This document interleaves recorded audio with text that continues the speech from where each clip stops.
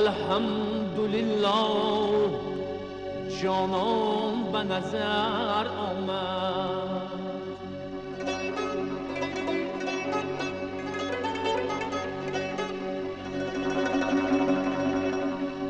می خورده به می خانه مستان به نظر آمد.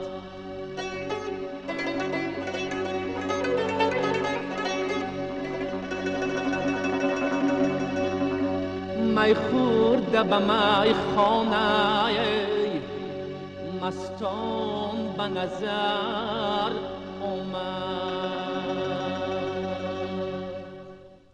هزار سحر و اسرار مرموز است در تنین این صوت و نوا. او با ایجاز هنر وادار می نمود که آلیه موسیقی در هوای ترانه های جالب و ماندگارش به ارغوش رود. بیشبه از ورود این سراینده ممتاز گنجینه موسیقی خلق تاجیک باز هم غنی تر گردید. زلفی کجد انور رخسار مهین انور لعل لقد جوهر ما به نظر آمد. زلفی کجد انور رخسار مهین انور لعل لقد جوهر ما به نظر آمد.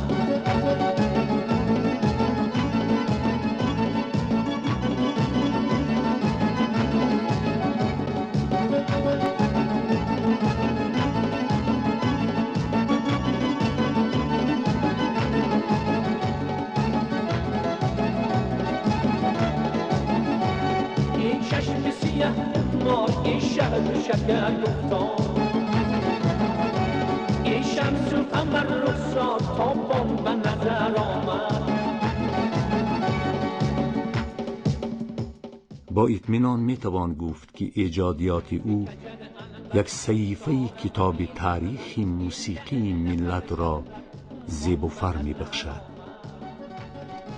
هنرپیشه خلقی تاجیکستان شادروان عبدالله سلطان شنونده را با سحر و جاذبه استعداد به عالم زیبایی، به جهان افسانه و عشق هدایت می نمود. امروز هم این رسالت را ایجادیات خونیاگر به دوش دارد و با باوری کامل می توان گفت که فردا نیز مردم با مهر از سرود و آهنگ‌های خونیاگری اندلیب آوا استقبال می نماید.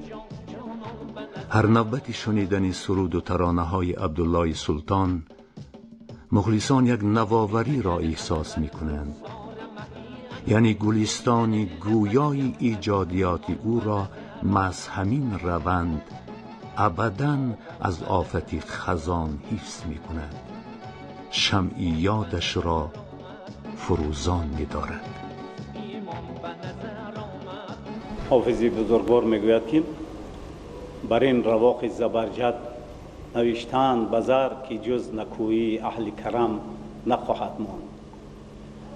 و دوست گرامی ما زنده یاد عبدالله سلطان در مدت عمر نچندان دراز خود در باغ صنعت تاجیک درختی را شناند که سالهای زیادی برای مردم بهره می بیارد. چندین سال ما در انسمبل دریا یک جا کار کردیم و وظیفه هر یک ما هنرمندان آن بود که از قعر دریا مرواریدها چینده و مخلصان خود پیشکش می نمودیم.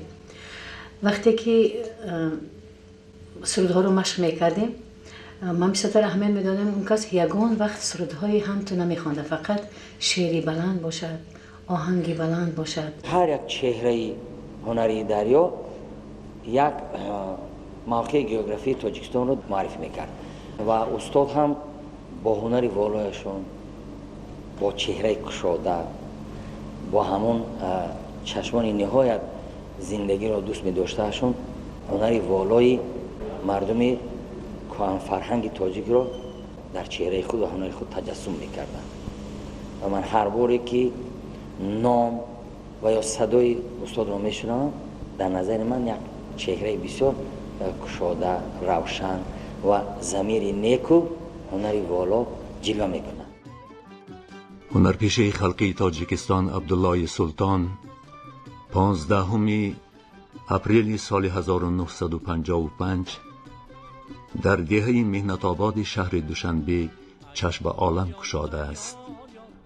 او پس از ختم دانشکده دولتی فرهنگ و هنری به نام میرزا ترسون زاده سال 1977 به حیث محرری اداره برنامه‌های موسیقی رادیوی تاجیکستان به فعالیت پرداخت. با تهیه برنامه معروفی از پاچته رادیو همچون ژورنالیستی صاحب کسب و راهی نکته پرداز در دل و دیده مردم معوا گرفت. در مدت فعالیت در رادیو نخستین قدم خود را به عرصه موسیقی کسبی گذاشت. عادت و مثالی نو برزده بود، پاشد و مثالی ماهی نو خم زده بود، سی برگزی خواب با امید سر زده بود،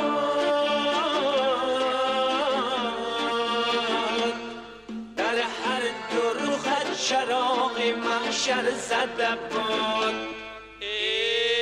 یغنا و آب و شیرین، کوهاش جام سیمین، دلداری نازنینت در روش ماه و پروین، دلداری نازنینت در روش ماه و پروین. با شادروان عبدالله سلطان همچون هم کسب گوییم در جاده موسیقی با هم، یعنی که تلاش داشتیم، مشق میکردیم، در یکی از دسته های هوسکاران صنعتی شهر دوشنبه فعالیت داشتیم. از همونجا دوستی ما و همکاری و هم فکری ما در این جاده یعنی که آغاز شده بود و بعدا وقتی که ما در اداره گفتار موسیقی رادیو با هم فعالیت میکردیم،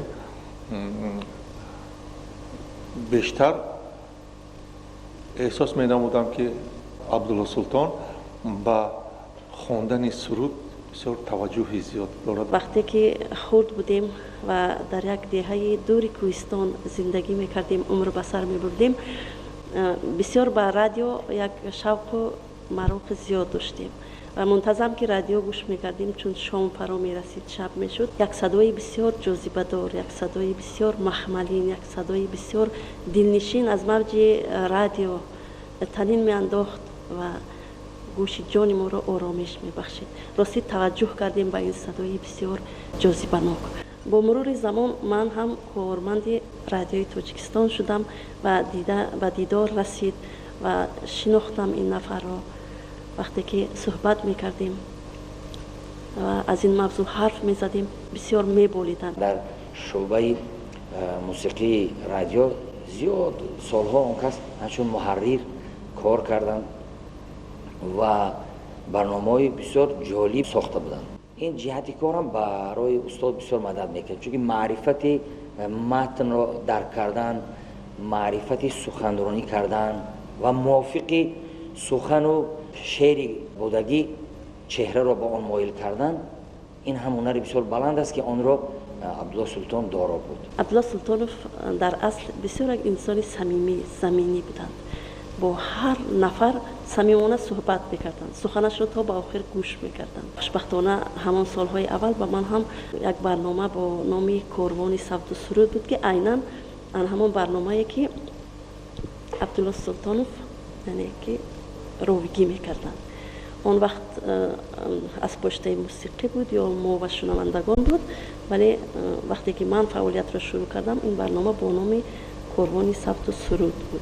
عیناً محتوای هر دو برنامه یک بود. راویگی این برنامه را من بر عهده داشتم و خوشبختانه من بار عبدالله سلطانوف را به این برنامه دعوت کردم، از حیات و فعالیت و روزگارشون پرسان شدم و هر شعری رو که اون کس باید به اوهن می‌دارادن اونقدر خوکسار بودن که از مد نظری ما هم می‌گذراندن. ببینید خوانید، یعنی جوی کستگیش رو بگوید گفته مصلحت بپرسیدن. تو پسی پرده ما خون جگر میرزه و اگر پرده برفتد که چه شورم گزن. تو پسی پرده ما خون جگر میرزه و اگر پرده برفتد که چه شورم گزن. دیگران را غمی جان دارد و ما جام دران کی بفرمای تا از سر جان برخیزه.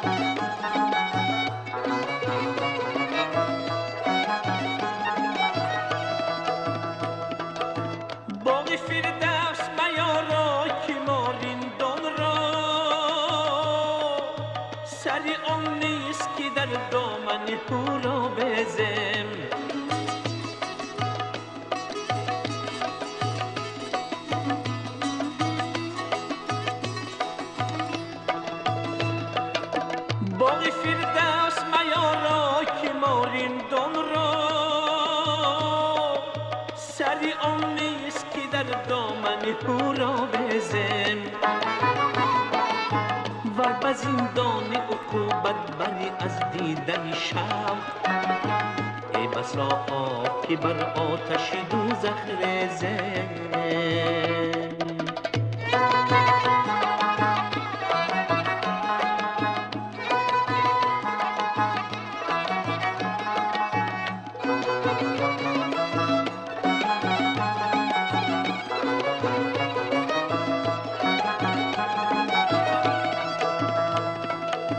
رنگی زیبای و زشتی به حقیقت در غیب چون تو آمیخته با تو چی رنگ آمیزه.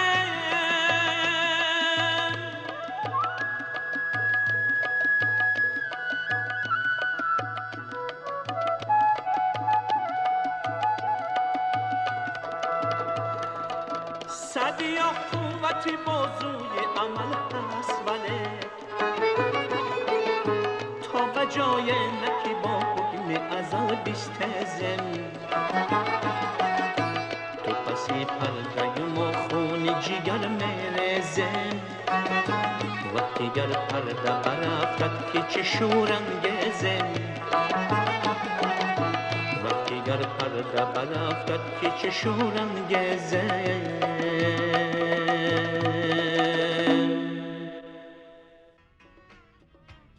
مهری سرود و موسیقی در دل عبدالله سلطان هنوز از ایام نورسی ماوا گرفته بود. در اکثر جشن و چاره‌بینی ها سرود می‌خواند. از صدای جان افزایش حاضرین با صمیمیت استقبال می‌نمودند. بعد از چند سال فعالیت در رادیوی تاجیکستان با توصیه همکاران و هنرمندان به حیث آوازخوان شامل انسامبل دولتی 6 مقام به نام فضل‌الدین شهابوی کمیته تلویزیون و رادیوی نزد حکومت جمهوری تاجیکستان گردید. در یک مدت کوتاه عبدالله سلطان را مردم چون سراینده نوپرداز و صاحب استعداد شناختند.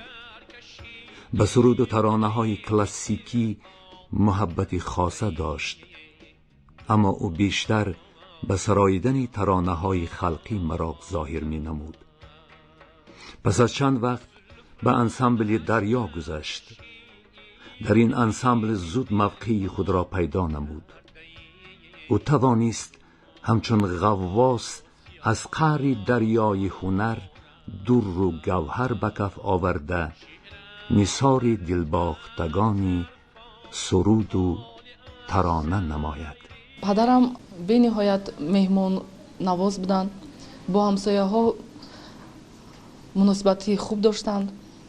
از این لحاظ از چنین پدر افتخاری калон дорам. Бештар сурудҳои классикиро замзама мекарданд ва бо асбоби мусиқӣ мо дар гирди он кас ҷамъ меомадем ва бо падарам ҳам овоз мешудем. меҳри зиёди ӯ нисбат ба санъати мусиқӣ ба санъати сарояндагӣ ӯро яъне ки водор намуд ки ба ҳамин соҳа яъне ки ба ҳамин ҷода қадам гузорад ва ҳамин тавра ҳам шуд. ӯ аввал ба ансамбли шашмахоми телевизион ва радио ва сипас ба ансамбли дарё ба ҳайси сароянда яъне ки гузаронда шуд ва фаъолияти кори худро минбаъд дар ҳамин ҷода яъне ки идома дод. албатта он кас аз оидаи сурудҳои классикӣ низ мебаромаданд. хиёл мекунам ки мумкин маҳбубияти зиёд ба сурудҳои мардумӣ доштанашон он касро ба дарё овард. ҷуғрофияи нафароне ки овози абдулло султонро хоҳиши шунидан доштанд бисёр васеъ буд. дар ҳама мавзеъҳои тоҷикистони азизамон дӯст медоштанд ӯро. саидқул билолов як рӯз як оҳанг оварданд аз кашариф ҷурраев ва гуфтанд ки ҳамин суруд барои овози шумо мувофиқ аст ва таи чанд вақт ҳамон сурудро дар байни мутрибон тайёр намуданд, байни мутрибон кор карданд. ҳамин хел сар мешуд суруди устоди зиндаёд кашариф ҷурраев. на ҷоми бода бошам и хаёлат равшан аст имшаб. ҳамин хел суруд сар мешуд ва ҳақиқатан ҳамаи ҳамкорон ҳамин вақте ки оҳангро шуниданд тариқи магнитофон ҳама бо як овоз ҳамин хел гуфтанд ки ҳақиқатан ин суруд барои садои абдулло бисёр мувофиқ аст. ҳунарманди шинохта ҳофизи рози дил абдуллои султон лаҳни маҳину махмалӣ дошт.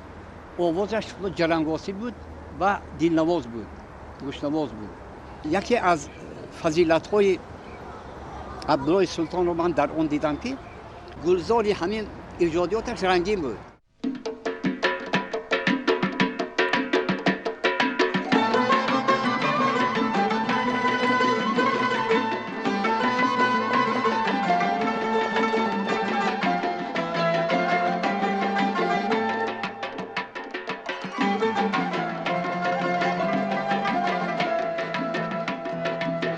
دلارا ما چونین زیبا چرایی چونین چستو چونین رنا چرایی چونین چستو چونین رنا چرایی گرفتم من کی جانی و جهانی گرفتم من کی جانی و جهانی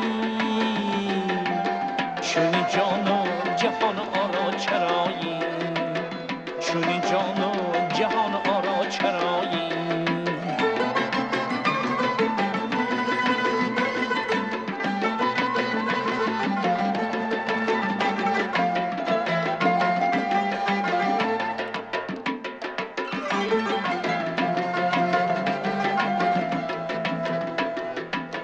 گرفتم من که الیاسی و خیزری چو آب خیزر عمر افزا چرایی گرفتم من که دنیای و دینی گرفتم من که دنیای و دینی چو دنیا مایه سودا چرایی چو دنیا مایه سودا چرایی دلارا ما چونین زیبا چرایی چونین چستو چونین رنا چرایی چونین چستو چونین رنا چرایی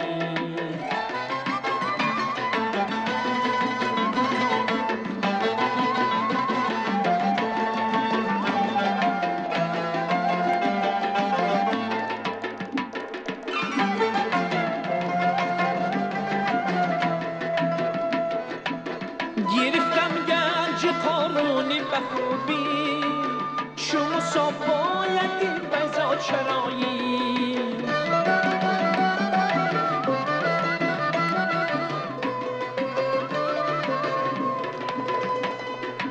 زیرش کرد دوست خونی دوست ریزد بعد این هشنگ و سلغوا چرایی چونوری تو گرفت از قاف تا قاف میهان از دیدت چون عنقا چرایی چونوری تو گرفت از قاف تا قاف میهان از دیدت چون عنقا چرایی دیلارا ما چونین زیبا چرایی چونین جستو چونین رنا چرایی چونین جستو چونین رنا چرایی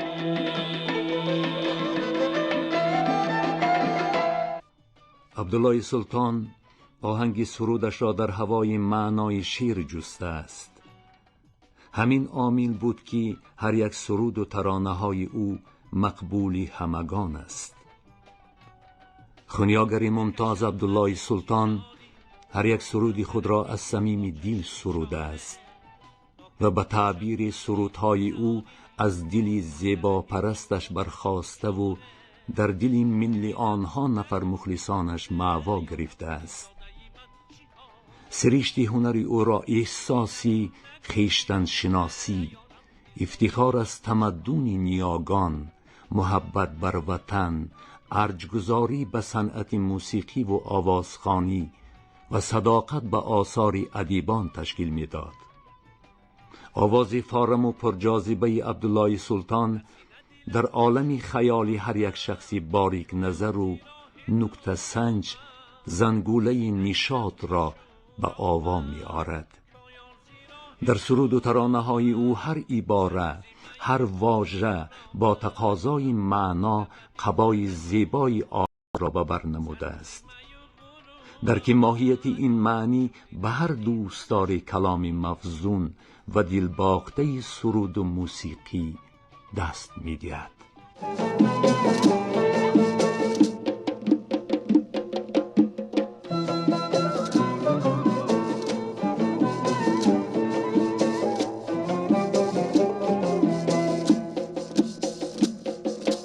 شبگیر و تنها می روی شمی دل ها تا کجا دامن بری ما می روی اینک تو با ما تا کجا با ماهی اون نابی شفق یا خطی کافوری ورق آرز چو گل غرقی عرق یه سری بالا تا کجا با ماهی اون نابی شفق یا خطی کافوری ورق آرز چو گل غرقی عرق یه سری بالا تا کجا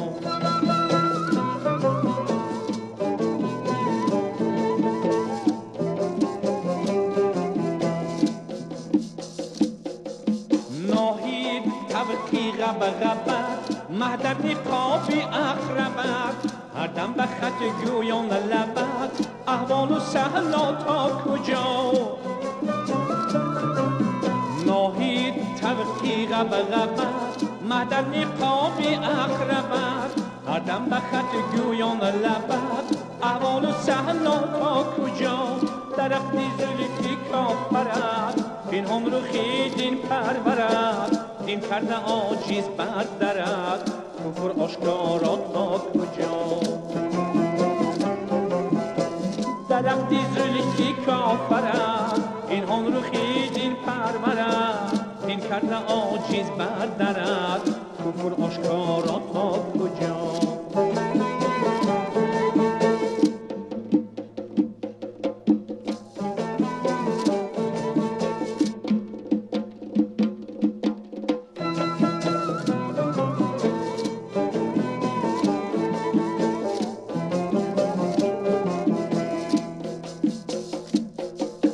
چهرت بهشت جان بود مهرت به جان ارزان بود جانی و جان پنهان بود ای جان پیدا تا کجا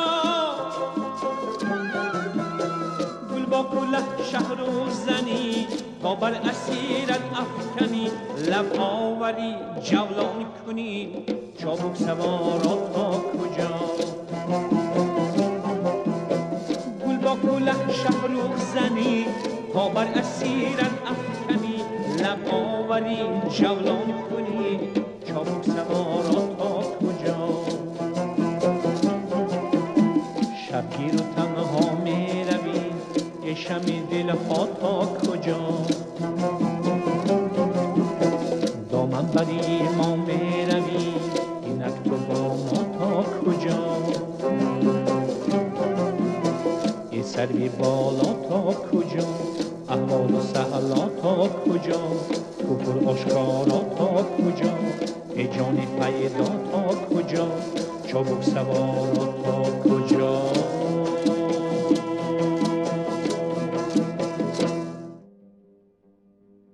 عبدالله سلطان را مردم بیشتر با ترانه‌های به زبان یغنابی سروده‌اش می‌شناختند و این سراینده در کشور بنیادگذاری سرودهای یغنابی به حساب می‌رود. گرچندی که او از یغناب نبود ولی در اساس چکامه‌های یغنابی سرودهایی را آفرید که در گنجینه موسیقی خلق تاجیک جایگاه خاص خود را پیدا نمودند.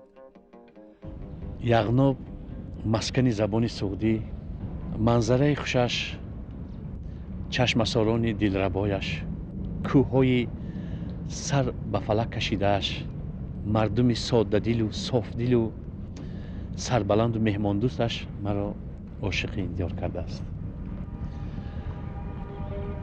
و صحبت با مردم این دیار، با پیر و برنای این دیار قدیم به من کمک کردند که سرودهای این دیار را آموزم و منت دارم از شاعر سغدمهر، سیفالدین میرزازاده و دیگران که به من ترانه های این دیار را آموختند و کمک کردند که من به خلق خود، به مخلصان، به تماشابینان این سرودها را پیشکش نمایم.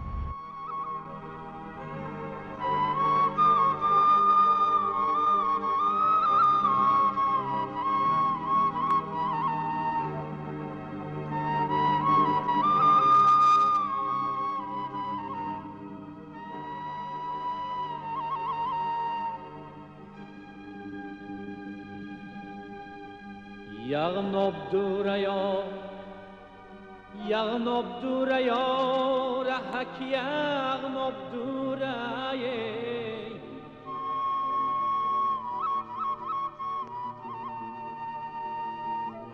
سر کردنی لطبن عذابی دوره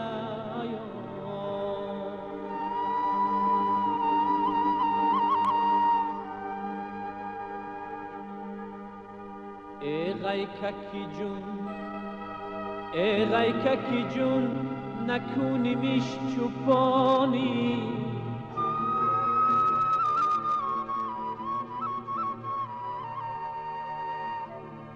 تا بادی تکیم سخسار عرق کنار پیشانی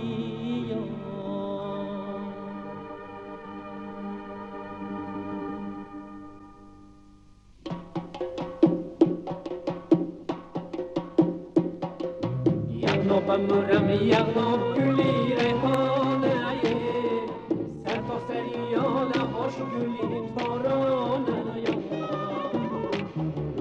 مردم ها میگونه سیه بارانه سی علف شده در حسرتی بارانه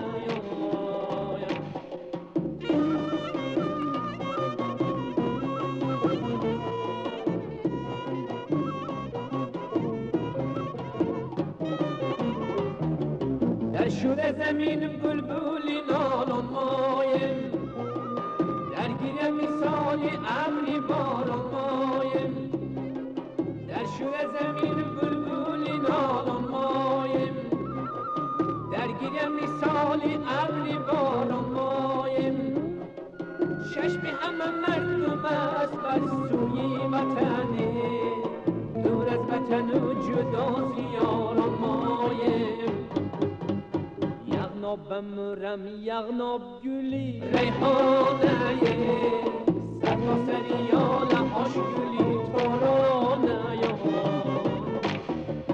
مردم ها میگون ابری سیه بارانه سی علف شده در حسرتی بارانه باره با دهه کورپایی عبدالله سلطان رو با توی دعوت کرده بودن همونجا اشتراک کردیم بعدی بزم و بازی بعد همراه موسفیدان نشستیم صحبت کردیم بعد همین موسفیدا چون آواز فارم داشت بسیار همون توی رو با تمام نازکی هایش گذرانید بعد همون کهنسالان همون دهه اونجا که مردم یغناب زندگی میکند بعد اونها از عبدالله سلطان یک خواهش کردن گفتن همین سرودهای بغیر از مثلا سرودهای تاجیکی همین نمیشد که همین سرودهای یغنابی رو هم با آهنگ درآورید و با همین آواز فارمتون سرایید. این سخن با قلب عبدالله سلطان راه یافت و از همین سال 1989 سر کرده به سرودن سرودهای یغنابی آغاز کرد. در حقیقت عبدالله سلطان همین بنیادگذاری همین سرودهای یغنابی می باشند. بعد سرودهای یغنابی رو زمزمه میکردن و پیشکش مخلصا میگرداندن. تمامی مردم خیال میکنم که بیشتر عبدالله سلطان را با این سرودها شناخته، با سرودهای یغنابی مخلصان آن کس هم با زیادتر گشتن. این اقدام خونیاگر دلیل از خویشتن شناسی اوست، یعنی او با این روند محبتی نسبت به تاریخ و تمدن ملت داشتهش را ثابت کرد.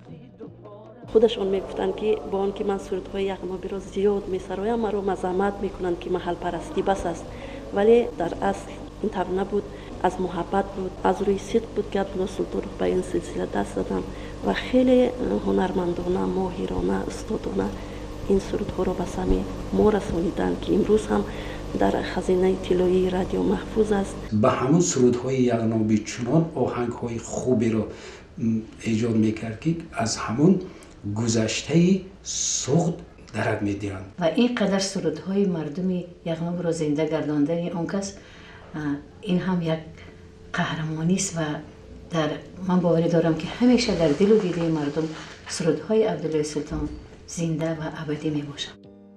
متن ترانه های سرباران اویس، غیکک خاطیر، دختری یغنابی و عید مبارک واد با زبان یغنابی ایجاد شدند و آوازخوان با مهارت والا به این چکامه ها آهنگ آفریده و اجرا کرده است.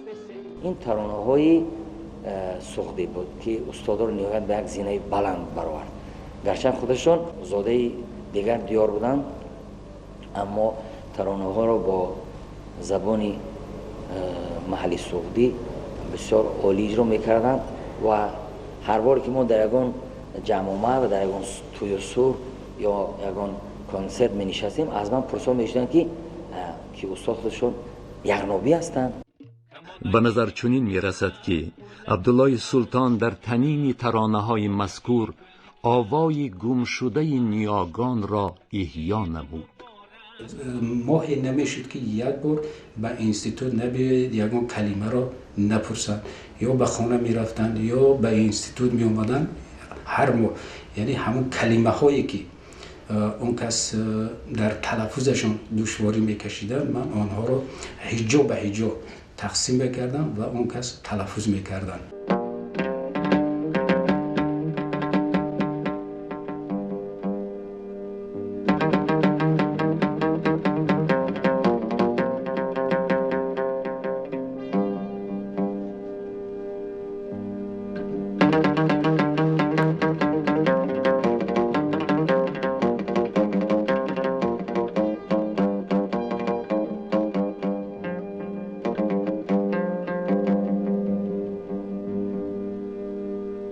یغناب مهنیم خستی زیبا که مسوختی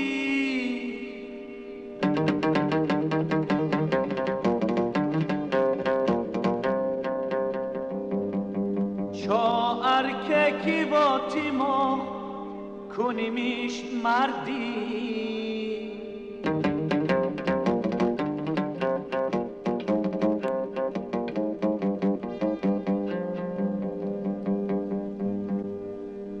ای یغنا بیسود آپت غیره که تو میروم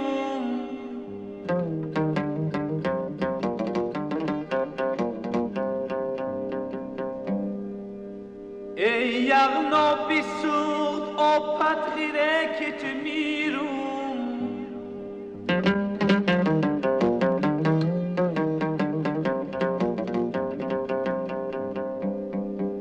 تو کدا باد بشت من توریتی ستیروم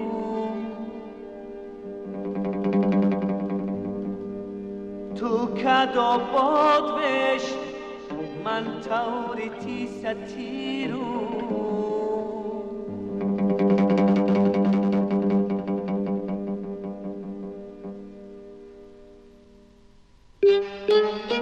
چی سر بارانم بسی غیکک دالانم بسی چی سر بارانم بسی غیکک دالانم بسی اوایمش کی مستیفن غداتش رایانم بسی اوایمش کی مستیفن غداتش رایانم بسی تو من سغاره غیکک دی رفتی من بپوپک تو من سغاره غیکک دی رفتی من بپوپک زارم تو من عاشق بود من گوشی و بیگپک زارم تو من عاشق بود من گوشی و بیگپک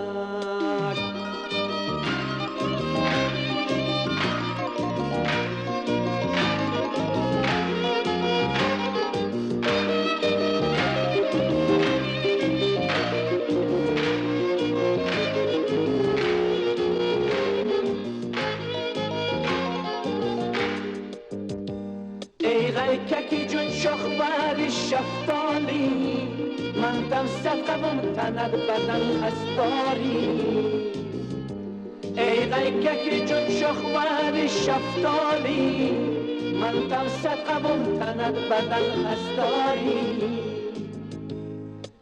چی سر بارانم بسی غیکک دالانم بسی چی سر بارانم بسی غیکک دالانم بسی اوایمش این مستیفن غداتش رایانه بسی اوایمش این مستیفن غداتش رایانه بسی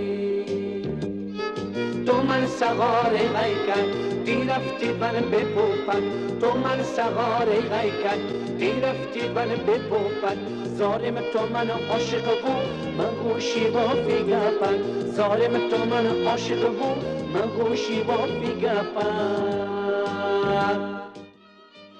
پس از او دیگر سراینده ها نیز به سراییدن سرودهای یغنابی توجه نمودند، اما در این سمت موقع عبدالله سلطان نظررس می باشد. سرودهای یغنابی را چنان می سرود و چنان به آنها آهنگ دلچسب و مرغوب ایجاد میکرد که امروز راستی جایشان خالی است. در عالم صنعت موسیقی یک راه و روش یا اینکه مکتب خاصی سرایندگی خود را کشف نموده است که در نتیجه این ما شاهد هستیم که خیلی مخلصان زیاد در اطراف ایجادیات این سراینده محبوب یعنی که جمع شده بود. او نوجویی و یک نویگری را خیلی هم یعنی که دوست می داشت.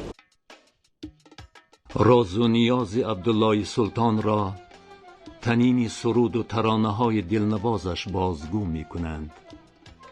او سرود می خواند، خیلی صمیمانه و دلرس و خاطر نشین. در انتخاب متن و ایجاد آهنگ سراینده موفق بوده است. حقیقت این تأکید را ریپرتواری آوازخوان ثابت می نماید. جالبیت اسلوب آوازخوانی عبدالله سلطان در این نکته ظاهر می گردد که او هنگام اجرای سرود تنها به ناله تکیه نمی کند، بلکه برای به مردم رسانیدن محتوای شعر نیز مساعدت می نماید. سراینده کاربستی زده را در اوج و فراوردی سرود درست به اینابت گرفته است. یک سبک روش الهیده خود را داشتند. من با باوری کامل میگویم که عبدالله سلطان در جاده هنر نقش الهیده خود را گذاشتند و این قدر مخلصان زیاد دارند که تا به امروز ما را در کجا که نبینن خود در یگان سفرهای هنری، یگان جشنواره ها از من خواهش میکنن که سرودهای عبدالله سلطان را سرایم.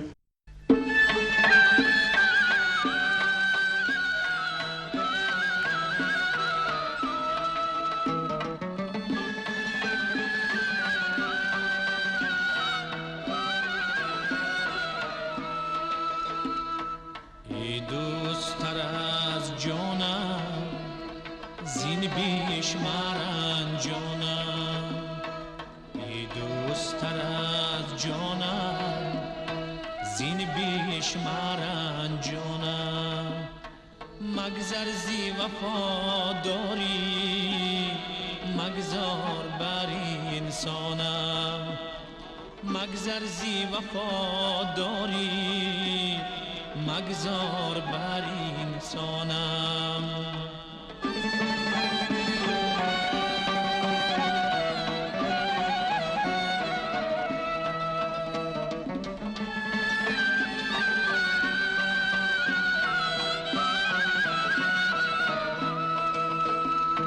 جان بود و دل ما را دل در سری کارت شد، جان بود و دل ما را دل در سری کارت شد. جان مانده چی فرمایی در پای تو افشانم، جان مانده چی فرمایی در پای تو افشانم.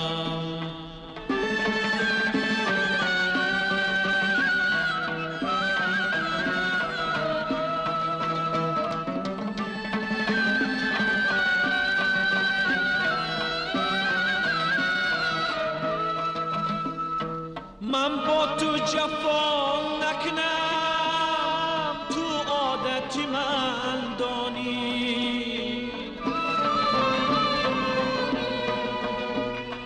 با من تو وفا نکنی من طالع خود دانم. هرچند غمت کشتم با این همه عزم آن است، تا جان بودم در تن روی از تو نگردانم، تا جان بودم در تن روی از تو نگردانم. ای دوستر از جانم زین بیش مرنجانم، ای دوستر از جانم زین بیش مرنجانم، زین بیش مرنجانم. عبدالله سلطان در وسعت صنعت موسیقی و آوازخوانی خلق تاجیک سهم ارزشمند خود را گذاشت. امروز ما نمی توانیم گنجینه موسیقی ملت را به در و گوهر ایجادیات او غنی بشماریم. از ایجادیات خودم 5 سرود را با آهنگ‌های خیلی هم کارکردی صمیمانه که در آن 3 چیز را می‌دیدید در این سرودها. یکی انتخاب متن، دیگر تناسب آهنگ و متن، سوم از همه مهمش آواز دلکش و منقشش، دلنوازش. انا در همین اساس ما بسیار با هم میگشتیم، قریب تمام جمهوریت با هم بودیم، حتی بیرون از جمهوریت هم با هم بودیم و در نتیجه بر متن من همین سرود اولین رغنام آب شیرین بود، دوم چوپان، سوم بعد سرود محبت، بعد همین نوری چراغ کیستی هم میخوانده که همین وادی حصار هم میخواند. اما سرود سعدیان جهان از اون جهت خیلی به من معقول شد که در اون یعنی گذشتگان ما نامبر میشوند. استاد رودکی، دیوش تیج، ساتم الوغزاده و زمان یعنی دورهش بسیار هم شیرین و گوارای امروزه ما، صنعت و ادبیات ما در آن سرود یعنی تجسم یافته است. من هم یک چند آهنگ پیشکش کرده بودم که استاد بسیار خوش قبول کردن، میتونستن اونو رد کنند، چون که اون چیزی که من می‌نوشتم البته در اون سطحی بلندی که با استاد موافق است نبودن، اما اون کس رد نکردن، خواندن سه ترانه بنده رو. وقتی ما ترانه آخرانه بر متن استاد گلرخسار تیار کردیم، این نشانه که این ترانه را استاد عبدالله بسیار خواهش کردن که اینه من میخونم و متن چیده است که در شهر کسی نیست که با دیده ببوسم، با چشم هوس دیده و نادیده ببوسم، از پای نگاه بکشم خاری نگاه و از گلشنی روی گلی نو چیده ببوسم. همین ترانه را ثبت کرده نتوانستند. بعدا این ترانه را محرم بانو همچون بیاد استادی عزیز عبدالسلطان بر متن گلرخسار در خزینه طلایی رادیو ثبت کردند. واقعا این نغمه پرداز دلها در سراییدن سرودهای خلقی به کلاسیکی مهارتی والا داشت. اینچنین او به سراییدن سرودهای ایجاد نموده کمپوزیتوران تاجیک نیز موفق بود.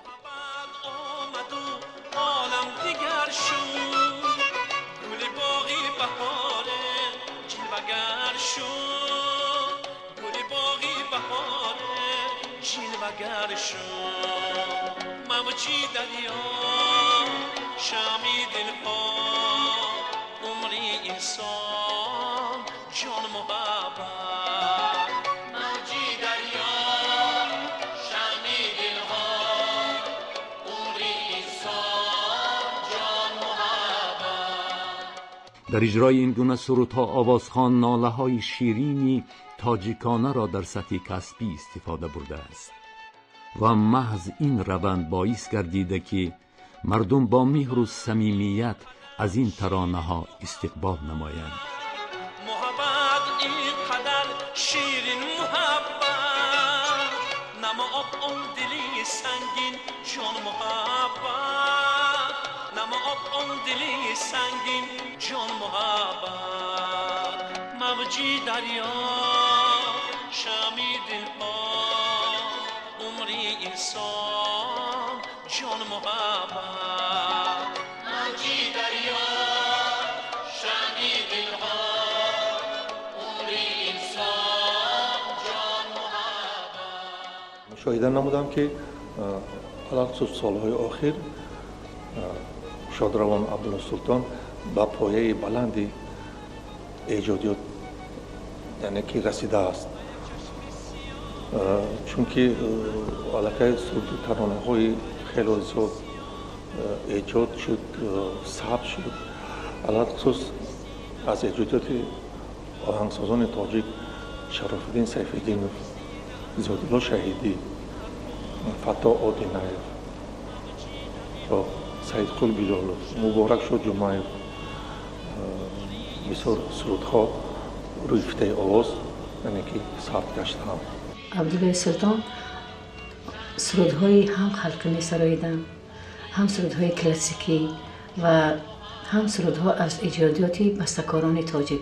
در تمام ژانرها سرود سراییدن برای آن کس بسیار هم آسان بود و عهده هم این سرودها می برآمدند.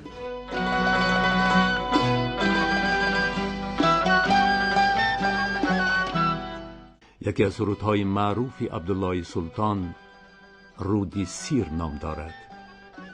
متن از استاد لایق مؤلف آهنگ فتا آدینه. اگر این متن در هوای دیگر آهنگ صدا دهد، مقبول عام نگردیدن سرود از حقیقت دور نیست. سرود آنقدر صمیمانه ایجاد شده است که در نهاد زیر و بم آهنگ دردی شاعر عیان می گردد. اما اگر سرودی رود سیر را دیگر سراینده اجرا می نمود، به گمان غالب تا سطح ضروری معمول نمی شد. سرود مذکور را که مطلب آن هدایت به عالم خودشناسی و خودآگاهی می باشد، عبدالله سلطان با مهارت بلندی کسبی اجرا نموده است. یعنی در ناله های مؤثر او دردی مؤلف متن و آهنگ نیز متنتن است. ترانه رود سیر این ترانه است که خیال میکنم که برای آواز عبدالله سلطان تولید شده است، چون که بعدا در چند محفل ها بودن آدمایی که این ترانه رو خواندن. اونا در هنر از استاد خیال میکنم کم نیستن، اما اون تراوت، اون صدا، اون کشیش، اون لرزشی که در آواز عبدالله سلطان بود به همین ترانه بسیار موافق بود و این ترانه در حقیقت عمری جاویدانه یافت. اگر اون ترانه اگر من بخوندم، باور کنید که این ترانه ممکن اینقدر عمری دراز نمیافت، چون که ترانه برای صدای عبدالله نوشته شده است. البته هر یک سروده که هنرمند می‌سراید و دل و دیده مردم را می‌یابد، مخلصان او، شاید بعدی او یا که در حتی سو هنرمندان علاقه زنده هستند، در اجرای دیگر هنرمندای جوان سرودهای آنها را میشنوید، لیکن آن محبوبیت و آن صمیمیت و آن لذتی که در اولین اجرا کننده میشنوید در آنها دیده نمیشه. برای که خواهی نخواهید این سرودها ناتکرار هستند. این آوازهایی که هست، مثال آواز عبدالله سلطان، این یک آواز ناتکرار. شورید جان آشفت دل، مجنون به هامون می رود، مجنون به هامون می رود.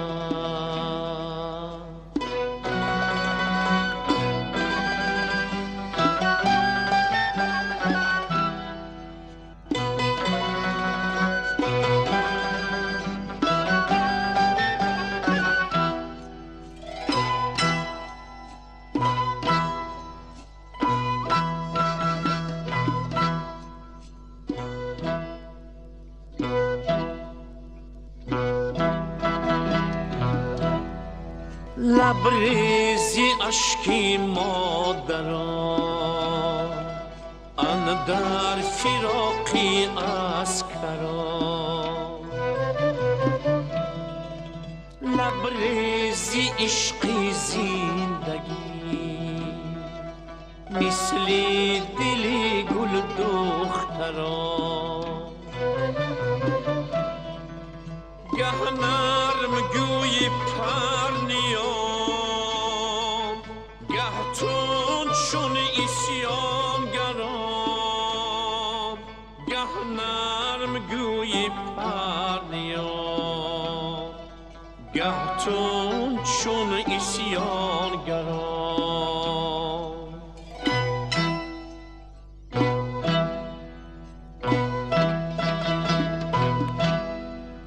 دریای سیهون می‌رود، در دل شباخون می‌رود، دریای سیهون می‌رود، در دل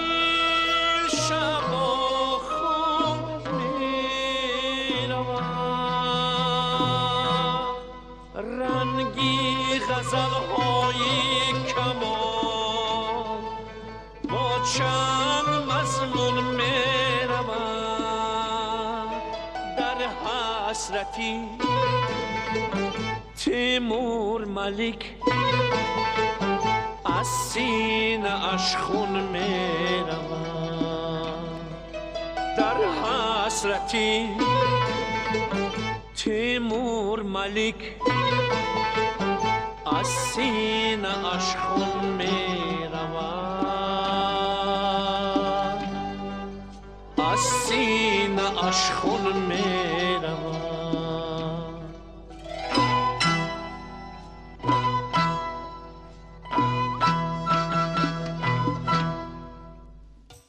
سالهای آخری عمر عبدالله سلطان مبتلای بیماری گردید، ولی او از عالم ایجاد در کنار نبود و محض همین ایجاد به زندگی او رنگ می بخشید.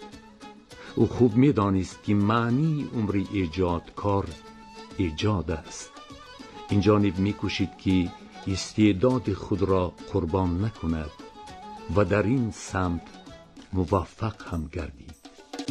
گل دخترای گلریز پیغامی نو بهاره، گل پوش گل تراوش از قدری آبشاره. گل دخترای گلریز پیغامی نو بهاره، گل پوش گل تراوش از قدری آبشاره. ترانه های ما سوختگیانیم چشمان چار، ای دیده پاداش عمل. گل دختران گلریز و چندی دیگر را خونیاگر در سالهای آخری عمر ایجاد و پیشنهاد مخلصان نمود. این سرودها نیز از طرف دوستداران صنعت موسیقی خیلی خوب استقبال شدند. دوستان اینک شنیدید این همه اسرار را،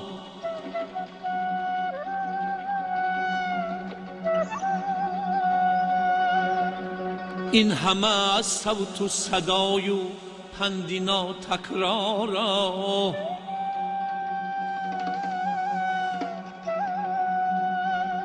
چستیا هر دمی یاد آوریم اجداد را، تا حیات است این شود عبرت همه اولاد را.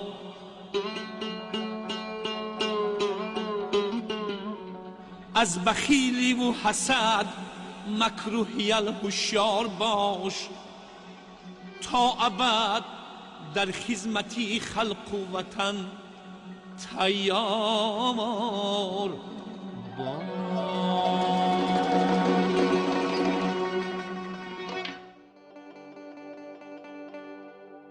عبدالله سلطان نسبت به تربیه فرزندان بی‌پروا نبود.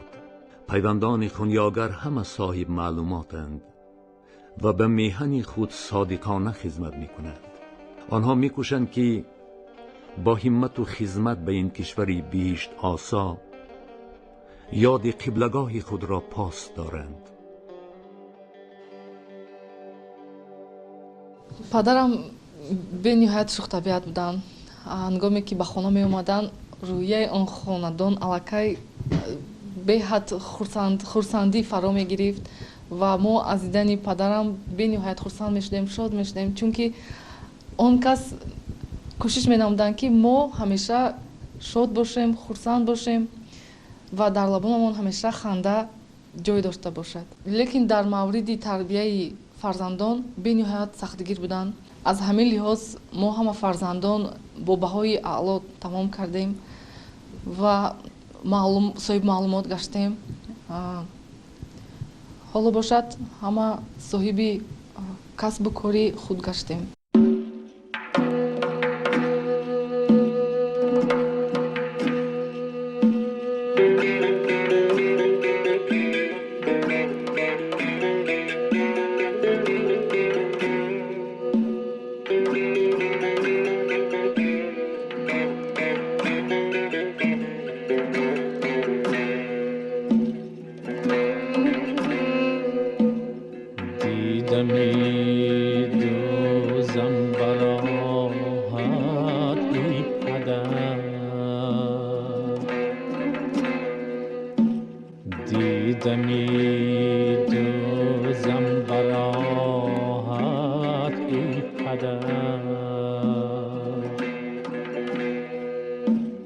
انتظاری میکشم شام و سحر، انتظاری میکشم شام و سحر. من نمیگویم که با من نیستی،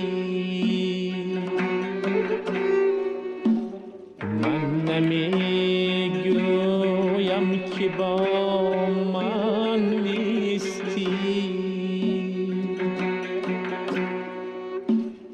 در سری خان و شبی تویم دیگر، در سری خان و شبی تویم دیگر.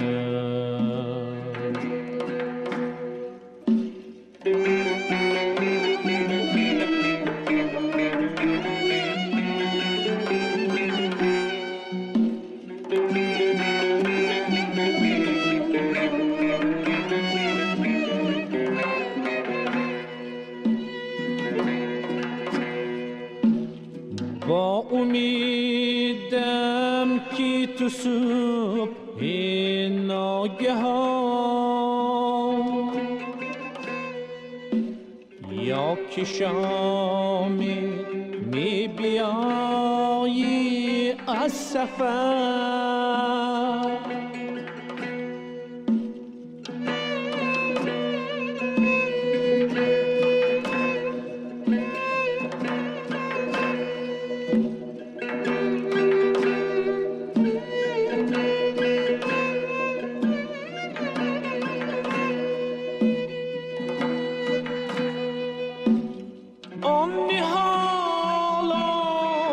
که پروردی بابا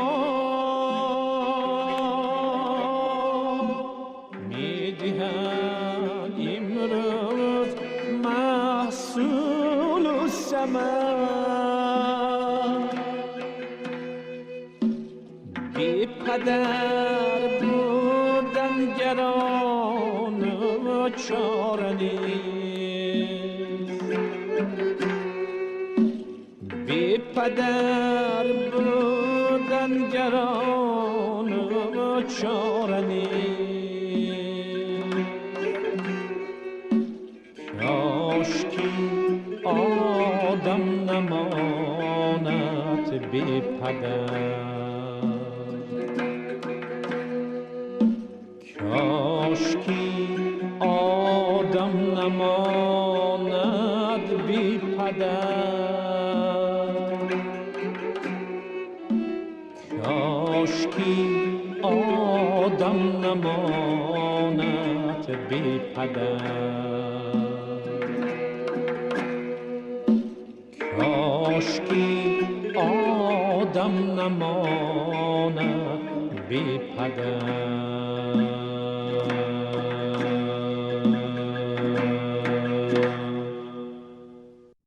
افتخار می نمایم که پدرم در عالم موسیقی موقع خود را دریافتند و نیت داریم که در آینده یکی از جانهایمان که ما نام و نسب آن را عبدالله سلطان گذاشتیم، در آینده کسب پدرم را میگیرد و نامبرداری بابای خود میگردد. سراینده ناتکرار هنرپیشه خلقی تاجیکستان عبدالله سلطان امروز در عالم ایجادیات ماندگار خود به سر میبرد. صدای او که چون نوای آبشاران مؤثر و روح نواز است، در دل و ذهن احساس محبت و وفاداری را تحکیم میبخشد. عبدالله سلطان در عالم صنعت با سبک و اسلوب خاصه موقعی خود را مشخص نمود. او توانستی در اساس اسلوب سرایندگی استادان صنعت سبک نوی اجرا کنندگی را احیا نماید. در این سمت خونیاگر به نوپردازی و نوآوری های خود به دستاوردهای نظررس نایل گردید. برنامه هنریش дар асоси шеърҳои шоирони классики форс тоҷик абу абдуллоҳи рӯдакӣ, саъди широзӣ, ҳофизи широзӣ, соҳиби табризӣ, абдураҳмони ҷомӣ ва инчунин шоирони муосири миллати тоҷик эҷод ва сароида шудаанд. албатта ин ҳама дар натиҷаи меҳнат, ҷустуҷӯ, омӯзиш ва заҳмату талоши ниҳоят зиёд ба даст омадааст.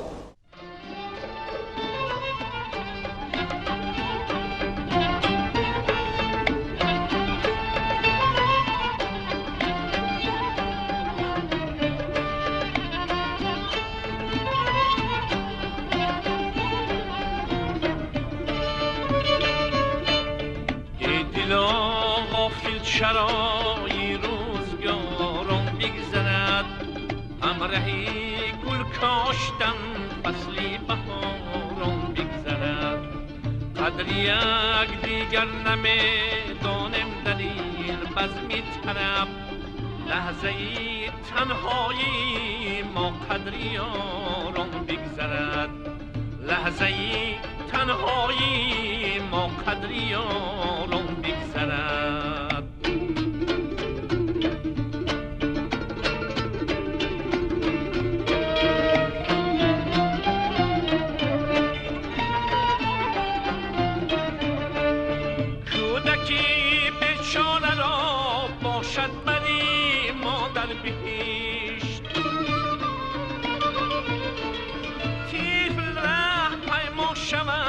از بحر دامان بگذرد، همراهی این عمر کوته از ضمیر زندگی، خاطری در آشنایی ما پریشان بگذرد. خاطری در آشنایی ما پریشان بگذرد.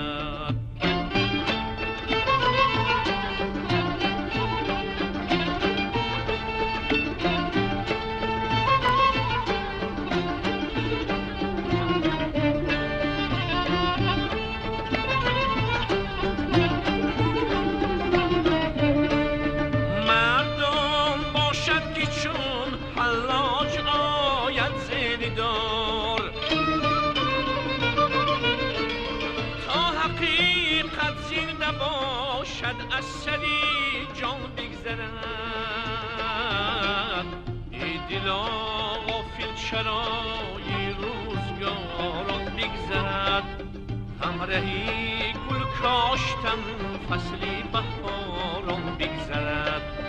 قدر یک دیگر نمیدانم در این بزم طرب، لحظه تنهایی ما قدر یاران بگذرد. لحظه تنهایی ما قدر یاران بگذرد. چون سرود و ترانه هایش تنین می اندازند، ما او را سراینده محبوب دلها، هنرپیشه خلقی تاجیکستان عبدالله سلطان را یاد می کنیم. همان سراینده را یاد می کنیم که چشمه ایجادیاتش به دریای صنعت موسیقی و آوازخوانی خلق تاجیک مجرای تازه بخشید. ما او را یاد می کنیم. همان خونیاگری ممتاز را یاد می کنیم که سرشتی استعدادش را آب و گلی عشق ملت و میهن تشکیل می داد. ما او را یاد می کنیم. همان خونیاگری را یاد می کنیم که استقبال سرود و ترانه های ماندگارش از جانب دلباختگان صوت و نوای اصیل جاویدانی است. پس از ما هم از عبدالله سلطان یاد خواهند کرد و سرودهای او چون سفیر از عالم عشق و زیبایی به آیندگان نیز پیغام مهر و وفا و صمیمیت را ارزانی خواهد داشت. نام هنرپیشه خلقی تاجیکستان خونیاگری بی‌مثل، بنیادگذار ترانه‌ها با زبان سوگدی، عبدالله سلطان را عالیه موسیقی در کتاب صنعت خلق تاجیک با خطی زرین حکاکی نموده است. عاقل خوب می‌فرماید که مرگ برای دریادلان بنبست نیست، بلکه آغازی زندگی دیگر است. شاهین نام و یاد عبدالله سلطان در اوج افلاک وطنی عزیزمان بال و پر می افشاند. نیستم من مرغی کوچی تا زنم پر، فصلی سرماید روم بر ملکی دیگر. تا کی هستم در جهان چون کبکی منزل، در کنارت میتپم من میزنم دیل، در کنارت میتپم من میزنم دیل. بحری من یکتای همچون مادری جان، از کنارت کی روم ای تاجیکستان، از کنارت کی روم ای تاجیکستان.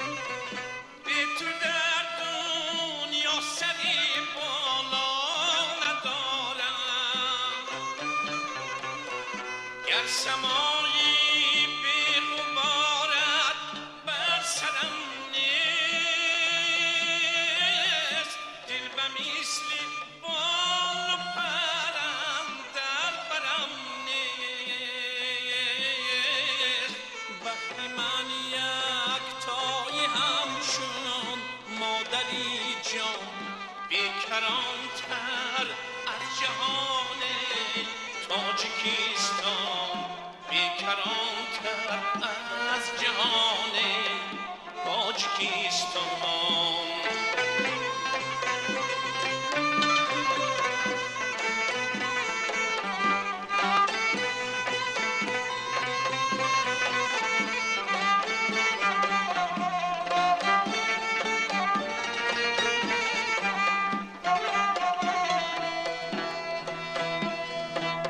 سرمه بر چشم از غباری تو بگیرم،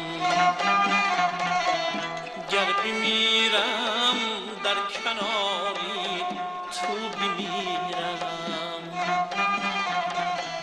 جسمی من پیوند با خاکی تو مانم، روحی من در اوج افلاکی تو مانم، روحی من در اوج افلاکی تو مانم.